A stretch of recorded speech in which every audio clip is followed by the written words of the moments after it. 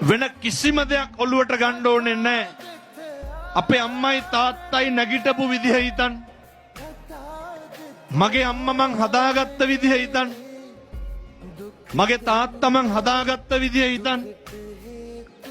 අම්මලාට depression නැහැ විදිහ නැහැ. ඒක අරමුණක් තියෙනවා.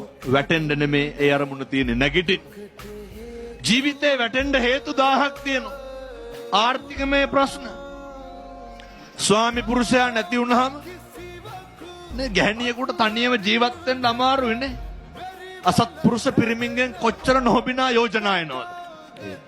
මේවත් අරගෙන දරුවොත් හදාගෙන කුලී වැඩ කරගෙන රැකී ආරක්ෂා කරගෙන සමිතියට තියෙන පොඩි ණය තුරහක් ගෙවාගෙන ගමේ කඩෙන් බඩන ණයට බඩු අරගෙන පොතට බඩු අරගෙන අපේ ගම්වල එහෙම ඒ ටිකත් කොහොම හරි ගෙවාගෙන කෝ ડિප්‍රෙෂන්.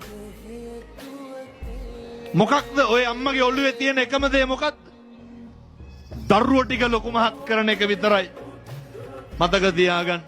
අර හිත ඇත්නම් පත කුඩාද කියන්නේ. හිතමයි පුතේ බලපාන්න.